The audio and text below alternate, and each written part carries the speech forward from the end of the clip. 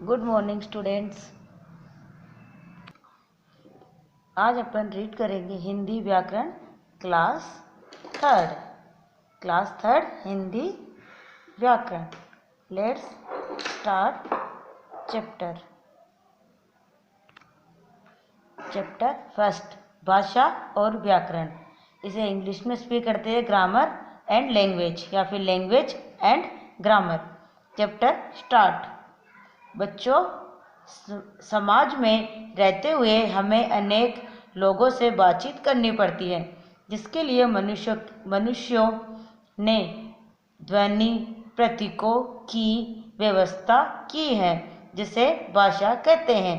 जैसे अपने को किसी से बातचीत करनी है या अपने को जैसे सब्जी लेनी है, तो अपन उसको कैसे बोलेंगे? अगर अपन बोलेंगे नहीं तो अगले को क्या पता चलेगा कि इसको क्या चाहिए और इसकी क्या आवश्यकता है। नीचे दिए गए चित्रों को ध्यान से देखिए और समझिए। ये चित्र दिख रहे हैं आपको, देखिए आप लोग। ये यहाँ एक आदमी खड़ा है, इसके पास एक टोकरी, इसमें बहुत सारे फल सब्जियाँ वगैरह इसमें हैं, और ये लेडीज़ यहाँ पे है। तो स्त्री, आलू क्या भाव है, क्योंकि उसे पूछना पड़ेगा कि उससे अगर कुछ लेना है बोलना पड़ेगा। तो एक तरह से अगर वो बोलेगी, जो आप सामान्यतः बोलचाल जो आप शब्द बोलते हैं वो भाषा कहलाती है, क्योंकि भाषा के माध्यम से ही अपन एक दूसरे को अपनी बात कह सकते हैं या समझ सकते हैं। सब्जी वाला 25 रुपीज़ प्रति किलोग्राम, इसने मतलब सब्जी वाले ने इसको जवाब दिया कि ये इतने रुपए किलो हैं। अध्यापिका, ये देखिए आप, ये टीचर से बच्चों को कुछ पढ़ा रही है, तो अगर ये बोलेगी तो बच्चे सुनेंगे तो उसका आंसर रिप्लाई करेंगे। तो इसमें अपन भाषा का यूज़ करते हैं, बिना भाषा के कुछ भी संभव नहीं है। अध्यापिका लिखना सिखा रही है, बच्चे लिख रहे हैं। आपने देखा, पहले चित्र में स्त्री बात कर रही थी और सब्जी वाला बात समझकर जवाब दे रहा था। दूसरे चित्र में बच्चे अध्यापिका के अनुसार लिख रहे हैं। एक अन्य रूप देखिए, ये देखो एक अन्य रूप है ये। तीसरे चित्र में पुलिसकर्मी इशारों से यातायात को नियंत्रित कर रहा है। यह भाषा का सांकेतिक रूप है, परंतु कई बार संकेत स्पष्ट रूप से समझ में नहीं आते, इसीलिए यह रूप मान्य नहीं है, क्योंकि इससे भाषा स्पष्ट नहीं हो पाती है। अतः कहा जा सकता है कि भाषा की परिभाषा क्या होती है। देखिए आप लोग, ये भाषा वह माध्यम है जिसके द्वारा हम अपने विचार बोलकर या लिखकर दूसरों तक पहुंचाते हैं, और दूसरों के विचार सुनकर और पढ़कर समझते हैं। उसे क्या कहते हैं? भाषा। एक तरह से भाषा उसे कहते हैं आमतौर पर जिससे हम अपने विचारों को दूसरों तक पहुंचा सके और दूसरों के विचारों को अपन जान सके, वह भाषा कहलाती है। नेक्स्ट, यह है भाषा के प्रकार। देखिए आप लोग, भाषा के प्रकार। भाषा इसके होती है मौखिक भाषा, लिखित भाषा और सांकेतिक भाषा। मौखिक भाषा, जब हम बोलकर अपनी बात दूसरों तक पहुंचाते हैं तो वह भाषा का मौखिक रूप कहलाता है। ये उदाहरण देखिए, लड़की किससे बात कर रही है, तो फ़ोन के जरिए किसी को सूचना दे रही है, सूचना ले भी रही है। तो ये बोलकर वो सारे काम कर रही है। ये देखिए, इधर लड़का है, ये गाना गा रहा है, तो ये भी गाना गा के सुना रहा है, तो ये भी मौखिक का उदाहरण हो गया। लिखित में क्या करते हैं? लिख के समझाते हैं। जैसे कोई टीचर कुछ बोर्ड पे क्वेश्चन लिख रहा है, तो वो भाषा का कौन सा रूप हो गया? लिखित भाषा। और सांकेतिक भाषा, जिसमें संकेत देते हैं या स्पष्ट रूप से इसमें संकेत दिया जाता है, जैसे ट्रैफिक पुलिस संकेत देती है, उस टाइप से है। नेक्स्ट, जैसे हेमा फोन पर अपने सखी से बात कर रही है, गायक गाना गा रहा है। ऊपर दिए चित्रों में भाषा का मौखिक रूप दिखाई दे रहा है, ये भाषा का मौखिक रूप है। लिखित रूप, अभी बताया था हमें लिखित रूप। जब हम पत्र लिखकर या अन्य लिखित रूप से अपनी बात दूसरों तक पहुंचाते हैं तो वह भाषा का लिखित रूप कहलाता है। जैसे टीचर अगर बच्चों को पढ़ाएगी तो उसे बोर्ड पर कुछ लिखना पड़ेगा, तो वो भाषा का लिखित रूप होता है। जैसे आप और एग्जाम्पल देखिए, इसमें ये बच्चा अपने विचार लिखकर प्रकट कर रहा है। ये अध्यापिका लिखना सिखा रही है। अध्यापिका क्या कर रही है? बच्चों को लिखना सिखा रही है। पिताजी अखबार पढ़ रहे हैं। पिताजी क्या कर रहे हैं? अखबार पढ़ रहे हैं। ऊपर दिए गए चित्रों में भाषा का लिखित रूप दिखाई दे रहा है। देखिए आप लोग फिर से एक बार, बच्चा लिखकर अपनी बात प्रकट कर रहा है। अभी मैं आप लोगों को पढ़ा रही हूँ तो भाषा कौन सा रूप है? वो मौखिक रूप है, क्योंकि मैं बोल के बता रही हूँ, ना कि लिखकर। अध्यापिका लिखना सिखा रही है। अध्यापिका क्या कर रही है? बच्चों को लिखना सिखा रही है। पिताजी क्या कर रहे हैं? पिताजी अखबार पढ़ रहे हैं। नेक्स्ट है लिपि। इसे बोलते हैं स्क्रिप्ट। जब हम कुछ बोलते हैं तो मुंह से कुछ ध्वनियाँ निकलती हैं। इन ध्वनियों को लिखने के लिए कुछ विशेष चिन्ह निर्धारित हैं। इन चिन्हों को ही लिपि कहते हैं। प्रत्येक भाषा की अपनी लिपि होती है। इनमें कुछ भाषाओं की लिपियाँ हैं। देखिए आप लोग, भाषा, हिंदी भाषा कौन सी लिपि में लिखी गई है? देवनागरी। अंग्रेजी रोमन में। तमिल, तेलुगु, गुजराती में लिखी गई है। गुजराती भाषा है, उसकी लिपि भी गुजराती है। पंजाबी गुरुमुखी में लिखी गई है। पंजाबी एक भाषा है जो लिपि कौन सी इसकी? गुरुमुखी। कश्मीरी एक भाषा है जो किस में लिखी गई है? कश्मीरी में। मराठी देवनागरी। असमी बंगाली। अब है व्याकरण। इसे बोलते हैं अपन ग्रामर। ग्रामर होती क्या है और किसे कहते हैं ग्रामर? देखिए आप लोग, ये भाषा संबंधी नियमों का ज्ञान कराने वाले शास्त्र को व्याकरण कहते हैं। भाषा संबंधी नियमों का ज्ञान कराने वाले शास्त्र को व्याकरण कहते हैं। इसे क्या व्याकरण किसे कहते हैं? भाषा संबंधी नियमों का ज्ञान कराने वाले शास्त्र को व्याकरण कहते हैं। यह भाषा को शुद्ध होने से बचाता है। व्याकरण वह शास्त्र है जो भाषा को शुद्ध रूप में बोलने और लिखने में के नियम बताता है। दीपक खाना खाती है। दीपक खाना खाता है आना चाहिए, सॉरी यहाँ, क्योंकि दीपक लड़का है। खाना खाता है ना, ठीक है, बात नहीं है, क्योंकि लड़की, ये दीपक बॉय है। दीपक खाना खाता है ना। मेरा भाई आया है। सॉरी, इसमें शब्द शुद्ध करना था इनको, सॉरी सही है, ऊपर ये इनको शुद्ध करना था। ये अशुद्ध वाक्य इसमें दिया हुआ है। चलो ठीक है, ये दोनों वाक्य अशुद्ध हैं, क्योंकि हिंदी व्याकरण में जो लिंग, वचन और कर्ता का है वही क्रिया का भी होना चाहिए। इसमें शुद्ध रूप होगा अमन खाना खाता है या फिर दीपक खाना खाता है। मेरा भाई आया है, इसमें मेरा भाई आया है। व्याकरण भाषा के उन नियमों को कहते हैं जिनकी सहायता से हम शुद्ध बोलना, लिखना और पढ़ना सीखते हैं। व्याकरण किसे कहते हैं?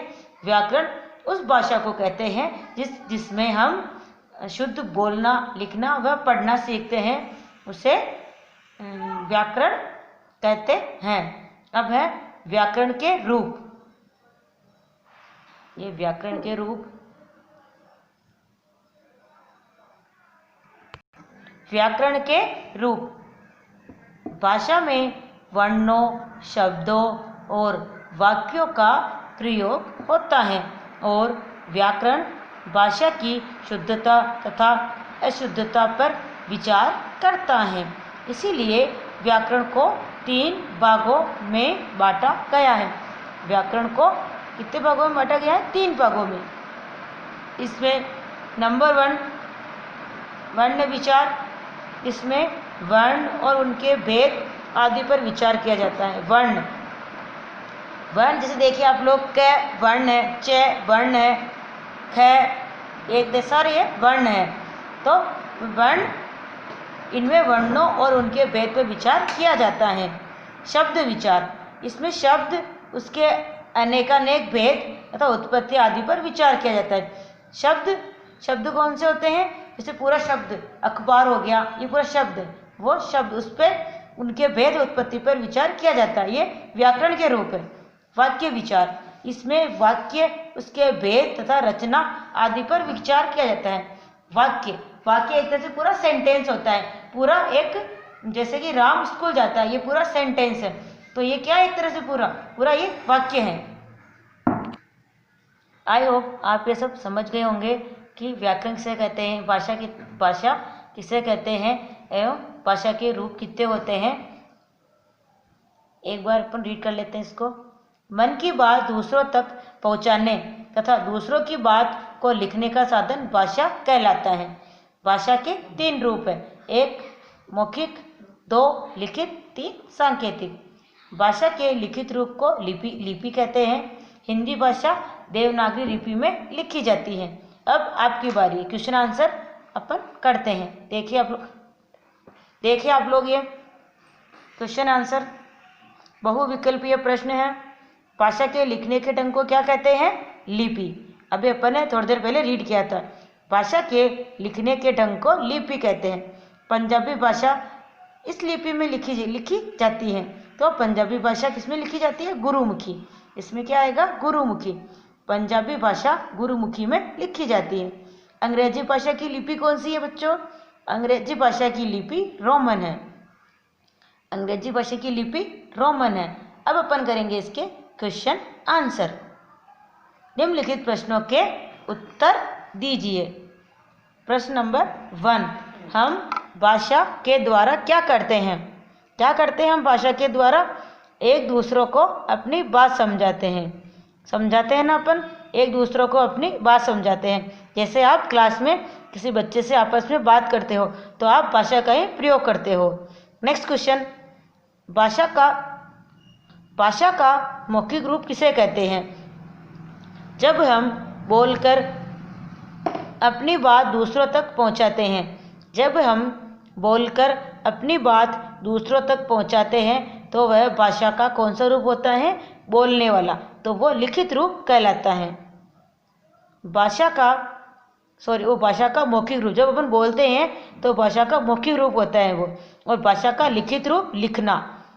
जब हम लिखकर अपनी बात दूसरों तक पहुंचाते हैं तो वो क्या कहलाता है, भाषा का लिखित रूप कहलाता है। जैसे फॉर एग्जाम्पल देखिए आप, जैसे कि स्कूल क्लास में आपका टेस्ट है, जैसे टीचर ने आपका टेस्ट लिया है, क्लास टेस्ट, जैसे कुछ क्वेश्चन दे दिया आपको, तो आपको क्वेश्चनों के आंसर लिखने पड़ेंगे, तो भाषा का ये लिखित रूप हो गया।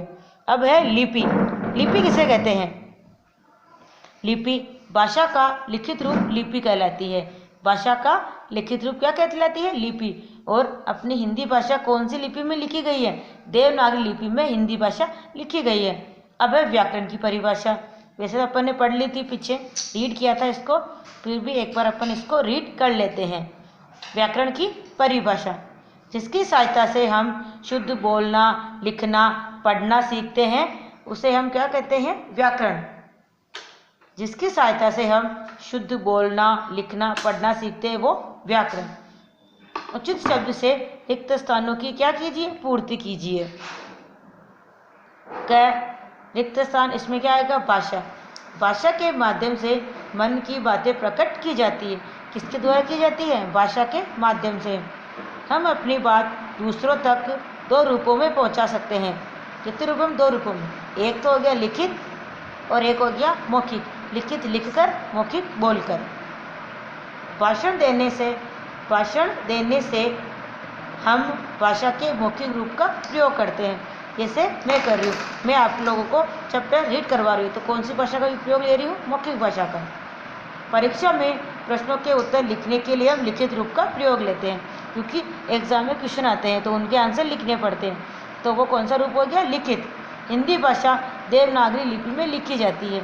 हिंदी भाषा कौन सी लिपि में लिखी जाती है, देवनागरी लिपि में लिखी जाती है। ये क्वेश्चन आंसर आप लोगों को आप लोग की नोटबुक में करने हैं। वैसे तो आप लोगों को ये पता ही होगा कि हिंदी की अपनी 2 नोटबुक बनती है, एक है हिंदी फर्स्ट, एक है हिंदी सेकंड। फर्स्ट रीडर पुस्तक है, जिसमें अपन पाठ्य पुस्तक है ये, और सेकंड होती है ग्रामर, जिसे बोलते हैं व्याकरण। तो ये अभी अपन रीड व्याकरण कर रहे थे, तो व्याकरण की एक नोटबुक बनानी है, और उसके अंदर आप लोगों को ये क्वेश्चन एंड आंसर राइट करने हैं। देखिए आप लोग, ये फर्स्ट बहुविकल्पीय प्रश्न यहाँ से आपको राइट करने हैं, दिख रहे हैं आराम से। ये प्रश्नों के उत्तर दीजिए। देखिए आप लोग, ये प्रश्नों के उत्तर ये देखिए आप, ये आपको नोटबुक के अंदर करना है। ये उचित शब्द देखिए आप लोग, ये आपको नोटबुक के अंदर करना है। और आपका वर्क एकदम नीट एंड क्लीन होना चाहिए, साफ एवं शुद्ध वर्क। ये देखिए आप,